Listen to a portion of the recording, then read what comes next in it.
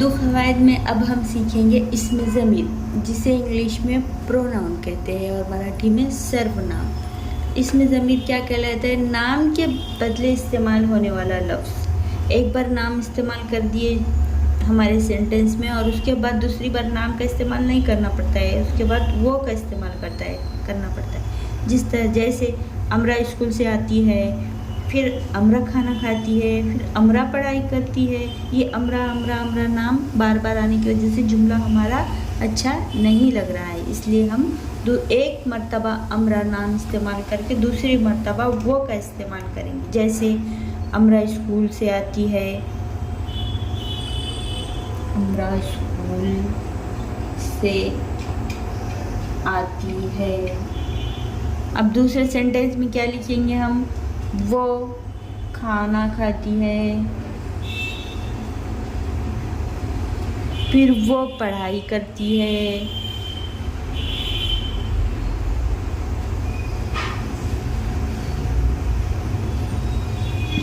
ये जो वो का इस्तेमाल हो रहा किसके बदले हो रहा? ये नाम के बदले हो रहा। ये जो नाम के बदले वो का इस्तेमाल हो रहा। और यहाँ पर हम अमरा नाम फिर से इस्तेमाल करते थे तो हमारा जुमला अच्छा नहीं लगता।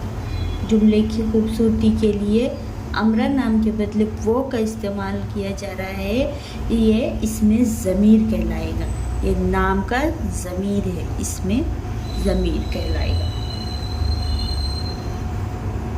अब इसके आगे हम सीखेंगे मुहावरा। ये तो कॉमनली आता है, ये इसका क्वेश्चन मुहावरे का। अब कोई बात को अलग अंदाज में कहना मुहावरा कहलाता है। जैसे कहते हैं नाच न जाने आंगन टेढ़ा।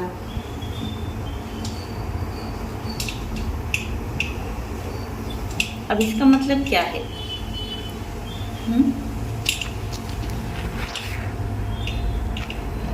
नाच न जाने आंगन टेढ़ा। अब आंगन सच में थोड़ी टेढ़ा होगा, उसका मतलब यह है काम करना नहीं आता है और काम को ही बुरा कह रहे हैं, काम को ही गलत कह रहे हैं। अब दूसरी तरह से दूसरी एक मिसाल ले ले। आ बैल मुझे मार। अब इसमें क्या है? बैल को थोड़ी कह रहे हैं आ मुझे मार। इसका मतलब ये होता है कि बिना किसी वजह के मुसीबत में पड़ जाना, मुसीबत मोल ले लेना, मुसीबत में घिर जाना बिना किसी वजह के। उसी तरह से देखिए और एक मिसाल, आसमान सर पर उठाना। अब इसका मतलब ये थोड़ी है आसमान सर पर उठा लेंगे। इसका मतलब ये है कि बिना बात के शोर मचाना, बिना वजह बहुत ज़्यादा शोर मचाना, यानी कि आसमान सर पर उठाना। और उसी तरह और एक मिसाल ले ले, आफताब को चिराग दिखाना, यानी कि जिसको पहले से ही आता है सब कुछ, उसे और समझाना, उसे और बताना, उसे और सिखाना। जिसे पहले ही सब कुछ आता है उसे और सिखाना, यानी कि आफताब को चिराग दिखाना।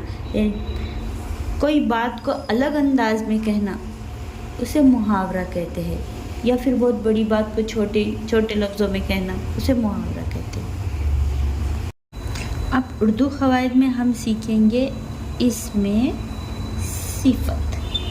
सिफत का मतलब है खासियत, किसी लफ्ज़ की खासियत को ज़ाहिर करना। ऐसा लफ्ज़ जो किसी की खासियत को ज़ाहिर करे उसे इसमें सिफत कहते हैं। जैसे मिसाल के तौर पर होशियार लड़का। अब लड़का जो है ये कॉमन नाम है, आम है, लड़का कोई भी लड़का हो सकता है, लेकिन उसके साथ जब जोड़ दिया गया है कि होशियार, ये लड़के की खासियत है कि वो होशियार है, तो ये इसमें सिफत कहलाएगा। उसी तरह से ले लेंगे और एक मिसाल, सफ़ेद कपड़ा। कपड़ा कौन सा भी हो सकता है, कौन से भी कलर का हो सकता है, कौन सा भी हो सकता है, लेकिन खासियत क्या है? वो कपड़े की सफ़ेद, ये जो रंग जाहिर किया जा रहा है कि ये कपड़े का कपड़े की ये खासियत है कि वो सफ़ेद कपड़ा है, इसी तरह से ये इसमें सिफत कहलाएगा। खूबसूरत लड़की, लड़कियां तो बहुत सारी है, लेकिन ये खूबसूरत लड़की है। इसकी खासियत क्या है? ये बहुत खूबसूरत है। जिस लफ्ज़ की खासियत ज़ाहिर हो रही है, ऐसा लफ्ज़ जो किसी की खासियत को ज़ाहिर कर रहा है, तो वो इसमें सिफत कहलाएगा।